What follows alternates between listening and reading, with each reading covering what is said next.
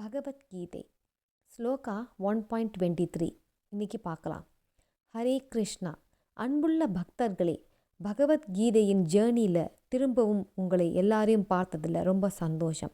இனி நாம் பார்க்க போகும் ஸ்லோகம் இன்னைக்கு பகவத்கீதை 1.23. யோத்ஸ்யமானான் அவேக்ஷேஹம் யயேத்ர சமாகதாக தார்த்தராஷ்டிரஸ்ய துர்புத்திர் யுத்தே பிரிய சிகீர்ஷவஹா. இந்த யுத்தத்தில் துர்புத்தி உள்ள துரியோதனுக்கு மனநிறைவாக சேவை செய்ய விரும்பி வந்தவர்கள் யாருன்னு நான் இப்போ பார்க்க போகிறேன். என்ன கேட்குறாங்க அர்ஜுனர் இங்கே? அவருக்கு தெரிந்திருந்தும் என்னை இரு படைகளுக்கிடையே கொண்டு போய் நிறுத்துன்னு பகவான்கிட்ட ஸ்ரீ கிருஷ்ணரிடம் சொல்கிறாங்க. ஏன் தெரியுமா? சாதாரண காட்சிக்காக இல்லை. இதோ 3 இம்பார்ட்டன்ட் ரீசன் இருக்குது. கான்ஷியஸாக பதட்டமாக இருந்தார் அர்ஜுனன். யார் யார் துரியோதனை ஆதரிக்க போகிறாங்க, நேரில் பார்க்கவே விரும்பினார். அதை செகண்ட் ரீசன் அவர்களுடைய மனநிலை எப்படி இருக்குன்னு பார்க்க விரும்பினார். உண்மையிலேயே யுத்தத்துக்கு தயாரா இல்லை யாராவது தயக்கத்துடன் வந்திருக்காங்களா? 3வது ரீசன், ஒரு வீரனாக எதிரியின் பலத்தையும் வலிமையும் டிசைட் பண்ண விரும்பினார். அவர் தோற்க வேண்டியவர் இல்லை, கிருஷ்ணர் அவருடன் இருக்கிறாரே. ஆனால் ஒரு வீரர் எப்போதும் தயாராகவே இருப்பார். அப்புறம் ஒரு விஷயம், ஏன் சமாதான முயற்சி செய்யவில்லை?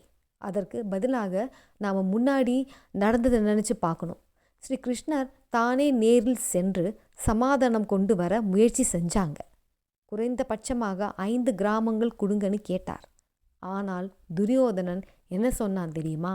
ஒரு ஊசி முனையின் கூட நிலம் தரமாட்டேன் என்று அன்சிவிலைஸ்டு, நாகரிகமற்ற பதில் சொன்னான். அதாவது அர்ஜுனனின் உள்ளம் கொஞ்சம் கலக்கம் அடைய ஆரம்பிச்சிருக்கு. அவர் முழுமையாக வாங்க யுத்தம் செய்யலாம் என்று உறுதி அர்ஜுனன்கிட்ட இல்லை. இப்போதான் நம்ம அர்ஜுனன் எண்ணங்களாலும் உணர்வுகளாலும் குழப்பத்தாலும் மெதுவாக தயங்க ஆரம்பிக்கிறார். மனசில் கொஞ்சம் குழப்பம் பிறக்க ஆரம்பிச்சிருக்கு. இந்த ஸ்லோகத்தில் அந்த துடிப்பு, அந்த தயக்கம் தெளிவாக தெரியுது. அடுத்த ஸ்லோகங்களில் அவர் அப்படியே சொல்கிறாரே, நான் போராட வேண்டாம்னு தோணுது கிருஷ்ணா, நான் போராட வேண்டாம்னு தோணுது கிருஷ்ணா. இன்னைக்கு லெசன் என்னன்னா, அர்ஜுனன் போல பெரிய வீரர்களுக்கு கூட குழப்பமான தருணங்களில் மனம் நடுங்கும். ஆனால் அவர்கள் தீர்வு தேடுகிறார்கள் கிருஷ்ணரிடம். அதுதான் அவர்களின் உண்மையான மகிமை. நம் வாழ்க்கையிலும் சந்தேகங்கள், பயங்கள் வரும். ஆனால் நாம் யாரிடம் செல்வோம்? ஸ்ரீ கிருஷ்ணரிடம் நம்மை ஒப்படைத்தாலே போதும். வீடியோ பிடித்திருந்தால் தயங்காமல் லைக், ஷேர் மற்றும் சப்ஸ்கிரைப் செய்யுங்கள். பகவத்கீதையை எல்லாருமே ரொம்ப ஈஸியாக அழகாக நீங்களாவே புரிஞ்சுக்கலாம். ஹரே கிருஷ்ணா, ஹரிபோல், ராதே ராதே. ஹரே கிருஷ்ணா. பகவத்கீதை 1.24. பகவான் ரதத்தை களத்தில் நடுவில் நிறுத்துகிறார். ஹரே கிருஷ்ணா பக்தர்களே, இன்று நாம் பார்க்க போகும் பகவத்கீதை ஸ்லோகா மிகவும் இனிமையானதும் ஆழமான அர்த்தம் கொண்டதும். பகவத்கீதை 1.24. சஞ்சய உவாச்ச ஏவம் யுக்தா ரிஷிகேஷோ குடாகேசன பாரத சேனையோருபயோர் மத்தியே ஸ்தாபயத்வா ரதோத்தமம். இது யார் பேசுகிறாங்கன்னா, சஞ்சயர் திருதராஷ்டிரரிடம் பேசுகிறார். அவர் சொல்றார், குடாகேசன் அர்ஜுனன் சொன்னதை கேட்டு ரிஷிகேஷன் ஸ்ரீ கிருஷ்ணர் ரதத்தை 2 படைகளின் நடுவில் நிறுத்தினார். இங்கே ஒரு அற்புதமான விஷயம் இருக்கு. ரிஷிகேஷன் என்றால் என்ன? Controller of sleep.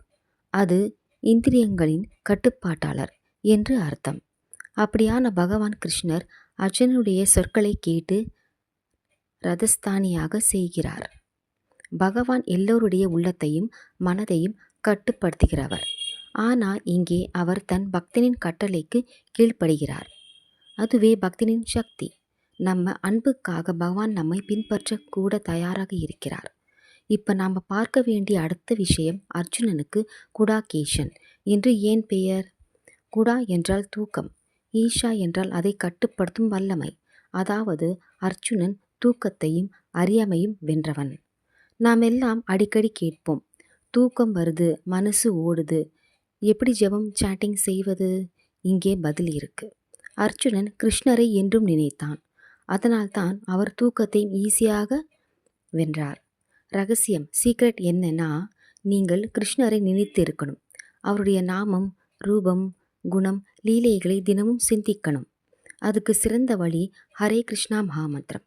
Hare Krishna Krishna Krishna Hare Hare, Hare Rama Rama Rama Hare Hare.